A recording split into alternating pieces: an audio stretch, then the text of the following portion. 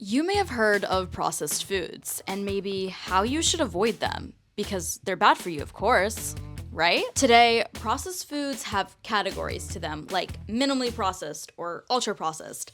It's not just Western nations that consume processed foods, but almost every country around the world consumes them too. But why?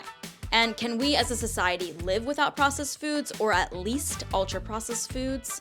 Why should you take my word? Well, my background is in food science, and I've worked for the food, flavor, and fragrance industry, aka the food additives industry, for over 7 years, and I have a lot of knowledge in food application and how food is made and processed. Unlike a lot of gurus who tout their doctorates but never worked a day in the food industry and demonize ingredients, then somehow lead you to buy their new product. One thing about the food industry, negativity sells, and so does demonizing certain food ingredients and food techniques. I'm here to show you that you shouldn't be afraid of your food ingredients by spreading food science facts. What's up, Salligators? I've been meaning to do a video about food processing for a while.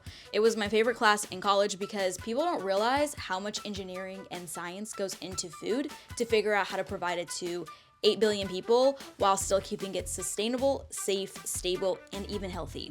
It's also the idea that as a society, we are so reliant on processed foods, but we don't realize why. One of the key arguments why we can't live without processed foods or ultra processed foods is that it's a feminist issue. Who's supposed to figure out the nutritional content of the food and make sure it's best for the family? And who's gonna spend that extra time at the grocery store scrutinizing ingredient lists and making sense of them for their recipes? No matter how much of the world is changing, globally, the burden of food preparation and planning still falls disproportionately on women. This adds to their already heavy workload, especially for working mothers balancing careers and household responsibilities. So, when we talk about shifting away from processed foods, we also need to talk about unequal distribution of labor within the household and who's expected to pick up that slack. If you are interested in food science and food marketing topics, please hit that subscribe button and smash that like button. Really helps my videos pop back up on your feed and others too. Shifting towards eating fewer processed foods is likely to add even more pressure against women. It's no coincidence that the rise of processed foods parallels the increasing number of women joining the workforce. Feminism played a huge role in freeing women from their daily manual labor in the kitchen. With more time on their hands, women started working full time, and processed foods became the norm in grocery stores. Convenient options like canned goods, frozen vegetables, microwavable meals became essential. As more women work 40-hour weeks like men, families have leaned on ultra-processed foods even more. The idea of, oh, we should just make everything from scratch isn't realistic for most people. This trad wife trend seems cute, but I know what it takes to make those simple videos, and Nara is probably exhausted. It's a full-time job, no lie. Take Courtney, for example. She's out here promoting clean, unprocessed eating, but she literally makes a living selling ultra-processed supplements. That's what I call a walking contradiction. Having a private chef is so out of touch with reality. If she couldn't afford a chef to make her natural almond milk, she'd be eating a lot more processed foods, just like the rest of us. So let's get into the semantics. What is processed foods? This is a long definition, so stay with me.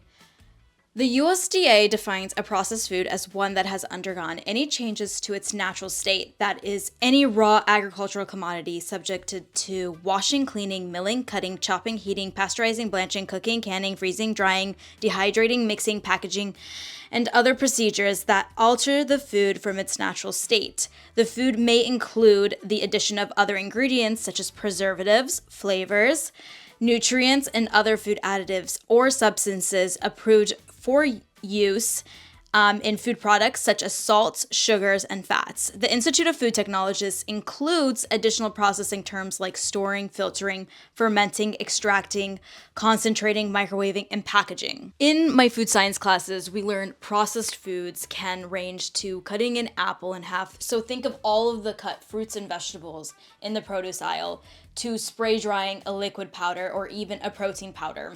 Let's break down the types of processed foods. Unprocessed foods include the foods in their natural and unaltered states without any added ingredients. Minimally processed foods have been slightly altered so they can be more easily stored, prepared, and eaten. This processing level does not substantially change the nutritional content of the food. So think of cut broccoli. Then there are culinary processed ingredients. This is food ingredients used in kitchens to prepare and season foods that are derived from minimally processed foods by pressing, refining, grinding, milling. So this could be oils from seeds and plants and nuts, or maple syrup from maple trees. Processed foods increases the durability of foods or modifies or enhances their flavor and texture. Processed foods derive from either of the two previous groups but have added sugar, salt, and fat. This could be unsweetened applesauce with preservatives like ascorbic acid to canned veggies. Ultra-processed, commonly referred to as highly processed foods, these are foods that go beyond the incorporation of salt, sugar, and fats to include artificial foods and flavors, preservatives, thickeners, emulsifiers, and artificial sweeteners that promote shelf stability, preserve and enhance the texture, and increase palatability. This could be your granola bars, or your protein powders, or your supplements, or your yogurts. It feels like the term junk food quietly morphed into ultra-processed foods without anyone really noticing, and now it's everywhere on social media. It's not accurate to label all ultra-processed foods as just junk food or bad for you. The real issue isn't with food being processed, it's more about the nutrients, or lack of them, in some of these foods. Just because something's processed doesn't automatically mean it's unhealthy or packed with bad ingredients. Modern technology allows us to make foods healthier by using innovative techniques and ingredients. For example, we can now use chemicals like taste modifiers to enhance flavors and make foods more palatable while also making them nutritionally balanced. These advancements help reduce high levels of saturated fats, sugars, and salt, and preservatives in many food products, making them a healthier option without sacrificing taste. Because taste is king. We should really come up with a new term that gets to the heart of this issue. Maybe something like excessive daily intake, if you eat more than one bag, would make more sense. Because it's not about the process itself, but what's in the food and how much of it you're eating. Take 2 loaves of bread, for example. Both might be ultra processed, but one could be loaded with sugar, while the other is pretty balanced. It's on each of us to check what we're eating and stay informed. The term ultra processed food really doesn't have a clear definition because it's so vague. It lumps together both good and not so good foods. The reality is, even processed and ultra processed foods share a lot of the same ingredients. It's not the processing itself that's the problem, but more about how much of certain ingredients we're consuming. I work in the flavors industry, and trust me, flavor is everywhere. It's in your favorite healthy drinks, granola bars, cereal, protein powders, Kourtney Kardashian's supplement brand, you name it. It's necessary. There's no way that we can feed 8 billion people without some level of processing and flavor enhancement. If you think we can, you are tripping, my friend. Tripping. We can't live without modern food processing techniques because we don't have enough natural ingredients to sustain 8 billion people. Let's talk about oranges. This example could easily be applied to any fruit, vegetable, or natural extraction. There simply isn't enough oranges on this planet to meet the demand for all orange-flavored foods and beverages that we consume. Take orange juice, for example. It's often stored in massive tanks for years, and to maintain that familiar taste, flavorings must be added. On top of that, we want it to stay affordable. Recently, we had an orange shortage in Florida, and juice companies were scrambling to find alternative sources. This is where flavorings come in. They help us avoid the unpredictability of nature and still deliver that recognizable taste. Even if weather conditions were perfect, we still don't have enough oranges to flavor all of the world's products. And on top of that, eat it as a whole fruit and get our caloric and nutritional intake from that. And this goes for every other fruit and vegetable too. But let's say we wanted to grow more oranges. Then the question remains, how much land do we have to clear and destroy to grow more oranges? Without ultra-processed flavor additives, we wouldn't be able to consistently enjoy the flavors we love. For all of you all-natural people, if all of America only ate their local produce and didn't have any ultra-processed food techniques, you wouldn't be able to afford to be natural. Only the Kourtney Kardashians of this world would truly be able to afford it. Or we could even be sacrificing something from our society. Gender roles, decrease in food production, which means no parties for the average Joe. So say goodbye to your 4th of July parties. We've started demonizing texturizing ingredients because they don't sound natural. Take xanthan gum, for instance. It's pretty much in all of your favorite hot sauces as a thickener, giving it that glossy, viscous feel to your food. Plus, it's full of fiber and used in such small amounts that it's not harmful. Check out my video on xanthan gum where I break down how it's used in Frank's hot sauce. The dose is so low, yet it thickens just enough to coat your wings perfectly. Now, I'm not here to say junk food is good for you, but in moderation, it's not the enemy. The problem is that not everyone knows what moderation looks like.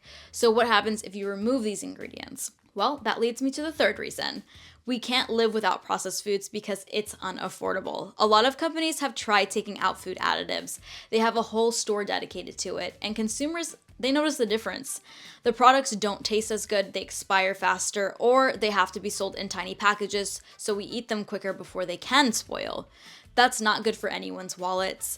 I think people forget that other people are making their foods now, not themselves, and that is expensive. Costs come from everywhere, from farming, which there's a lot of exploitation in, labor in the factories, still a lot of exploitation, machines, packaging, shipping, shelf costs. You're not just growing your own food and making your own tomato sauce, which the only cost would be your time. Time is valuable, time is money. That's why when you pay for better ingredients, you're paying for fair trade. Most of Americans cannot afford this. I don't think the food industry is trying to kill us. It's just adapting to our overconsumption, and we are the ones responsible for that. You want more food for your parties and you want it affordable? Since when in history has the average person been able to afford a spread like this? Of course, ingredients and tastes will be compromised if you want it to cost affordably. The more you fight for labor rights of people in other countries, the more the cost gets passed down to the consumer. If you think companies are going to take that cost, you are, again, tripping, my friend. Sure, they should take more costs on. I'm all for that. But they can only take on so much before it turns from being a business to a nonprofit organization. It's not just about money, it's about affordability for the consumer and being able to distribute it to everyone. When you compare Pringles to kettle chips, you're forgetting one key component. Most families can't afford this for their kids unless they maybe make it from scratch, which comes with another type of cost. Most families live in food deserts where they can't just buy a small bag of chips and then come to the store every day. These chips are smaller because if they're filled at the same weight, it would be unaffordable to most people. People can't afford to keep making trips to the grocery store. If you want to know more about food deserts, check out my video I did on food deserts in the Baltimore, DC area. It shows you how it affects our communities and what they buy. If you want to know the real cost of distributing all natural, freshly pressed orange juice for the entire population, it's more than just $3. You can be expecting to pay upwards $30 for a carton. But who would be able to afford that? We have many juicing companies doing it, and they are charging $8 for 8 ounces, and they don't even have a large market share. So my question to you, why do you pick the Tropicana when this option is available to most Americans? Because the true cost is unaffordable, and face it, most are not the Kardashians. We were promised that automation would lead to shorter working hours, but that hasn't exactly materialized. We had high hopes for remote work, but companies wanted us back in the office.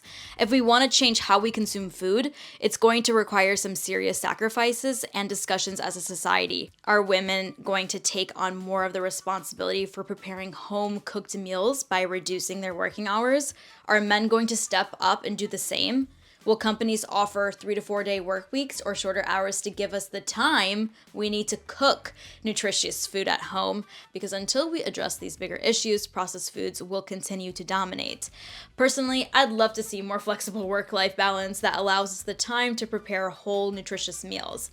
At the same time, we need a stronger focus on truly regenerative farming practices that improve soil health and grow more nutrient-dense foods. Right now, we're lacking social protections, especially around raising children. Both parents are often forced into the workforce full-time, which only adds to the reliance of processed foods. If we don't address the root issues, it's hard to see real change happening. If you are interested in food science and food marketing topics, please hit that subscribe button and smash that like button. Thanks so much for watching, and check out my other food content videos. See you later, Salligators!